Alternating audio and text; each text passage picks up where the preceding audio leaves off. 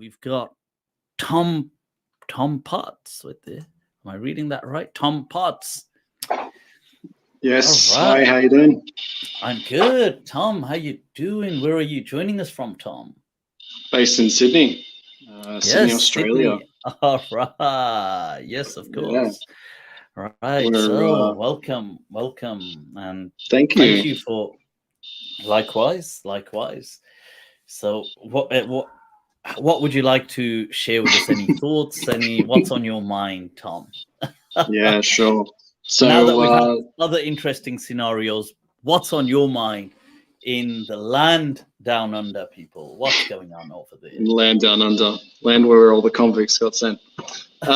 Yeah, so I guess just full disclosure, I'm actually a Christian, and welcome. I've obviously Australia is a multicultural place, and so I've had quite a few Muslim friends, and my particular church that I go to is, the official name is the Church of Jesus Christ of Latter-day Saints. People call us Mormons as a popular name. You probably got someone obnoxiously knocking on your door at like 7 a.m. on a Saturday morning. And it's interesting. I'm pretty interested in religion, and I've read parts of the Quran. I haven't read any of the hadiths, and to be honest, I'm probably a lot less well versed on Islam than, say, Judaism or other branches of Christianity. But I think my question was, I'm not sure how much of Soren Kierkegaard you've read. Have you read any of his? I've come across Kierkegaard's. I mean, he's obviously leading in existentialism and perhaps at the forefront of bringing this whole, bringing it to the forefront in what it is. But yeah, do share with us. Yeah. Yeah. So I guess probably where I'm going with it is Kierkegaard talks about. Obviously, he was Danish. Denmark was obviously a Christian country at the time.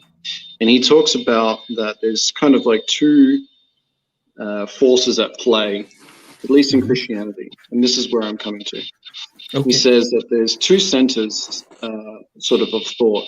There's Athens, and then there's Jerusalem. Jerusalem is spirituality. It is, your connection with the divine. Athens is rationality. And he talks about that there is obviously a dichotomy at play in Christianity where there's a melding of rationality and spirituality. And his position is it has to be either one or the other. And then that's where we get those sayings of, the leap of faith, where you abandon all rationality and you just devote your entire life to God. I just wanted to understand, do you think that there is a dichotomy also at play in Islam? I was going to say, and this is why he also argues that to have to rationalize your faith is a weakness of faith, because his whole thing is that demonstrates that only a person of weak faith would need to even justify or have proofs for his faith, just going in line with that whole leap of faith. But sorry, I interrupted you. You were saying, do I feel in Islam? Yeah, I think there might be a bit of lag. So I think I'm talking over you, and then you're talking over me. I was just going to say, do you think that there is that same dichotomy at play in Islam, that there is almost a battle between more rational Muslims and then I don't know how to say it any other way other than, I guess, more mystical followers? Because if you think about Christianity, I think, and I mean, this ties into politics as well, but the Christian world was dominated by the Catholic Church for 1,000 plus years. And it wasn't until Martin Luther and the Protestant movement came about that there was that sort of separation of rationality and faith. Do you think that is something that is going to be coming through Islam? as well as what happened with the Christians, or do you think Sure. I there's a mean, different yes, of path for course. Islam? I mean, yes, of course, but in different ways. But yes, of course. I mean, these are symptoms of the human condition. So wherever there'll be humans, there'll be these issues. But even in Christianity, I agree with these two kind of archetypal points as Athens and Jerusalem. But that said, I don't feel that the church necessarily was. I don't think that the like Christianity playing out was in the sense gravitating just to these two, but that these would have been maybe a minority under all circumstances. So the church, for the most part, I would feel, wasn't. I mean, and this is going to sound, I suppose, I'm coming at this from as a psychologist now, just like a social scientist. You see, I would feel that the church, because it was institutionalized religion, it was not about spirituality in the sense of Jerusalem. I would rather agree with it as a different sense of Constantinople. It was kind of more about power with religion. So yes, it was important to them. I'm not doubting. I'm not saying they didn't believe in what they believed in. They did, but it wasn't about spirituality necessarily. In fact, I think it was more about the having to I suppose it's a bit like evolution, survival instinct of the faith as a living organism. So the rationality was often not welcomed, not always welcomed by the church institutionally. Neither was it the way of the ascetics. You see, I would see the Jerusalem thing more as the ascetic saints and people, a more hermetic kind of lifestyle that is devoid and not interested in power, as Jesus himself would have been. So I think, so when we say these two, I do like the two archetypes, but I don't think for most of Christianity it was between these two archetypes. I think both of these archetypes were minorities throughout Christian history. And I think in the Muslim case as well, you find similar struggles, but different.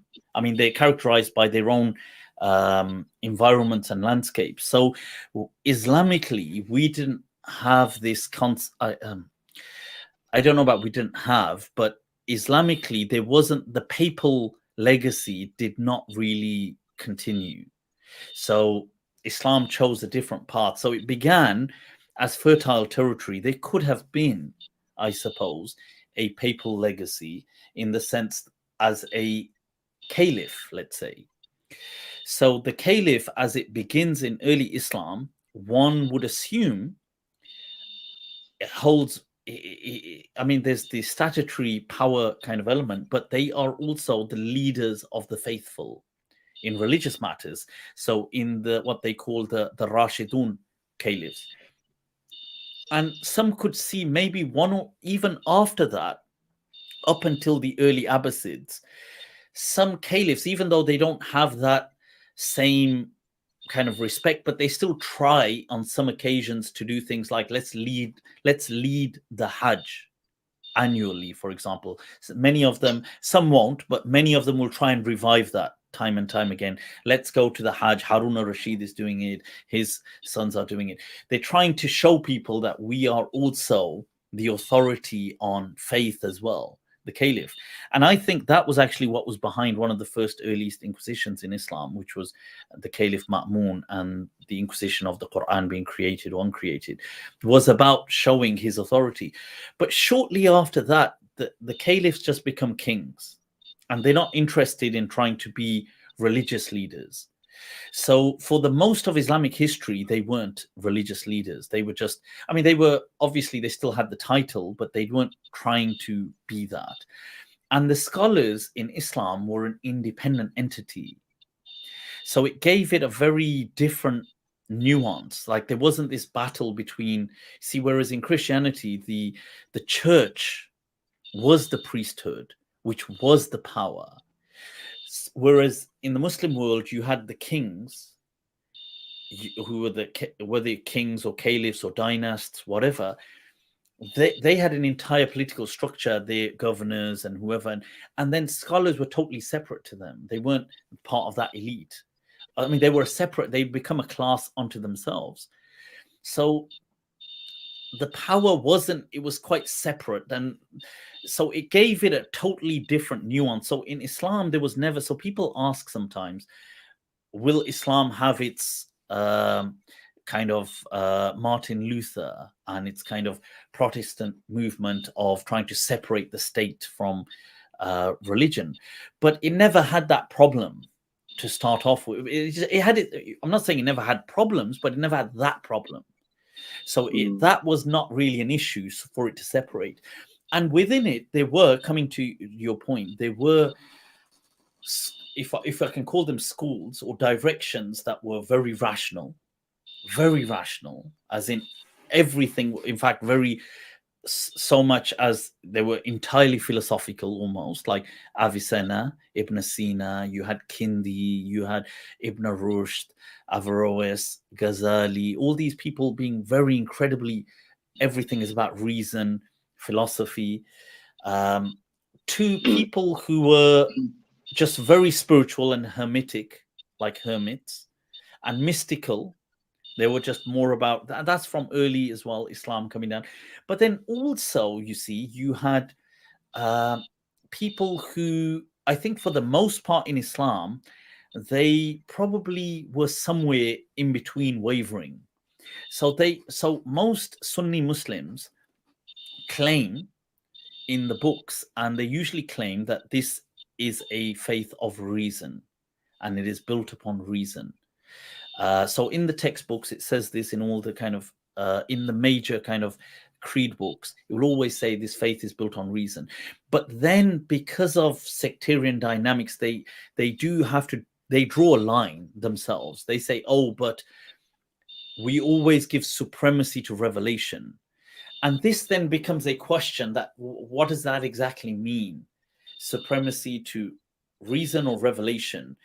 And this we still find today, people are kind of debating over.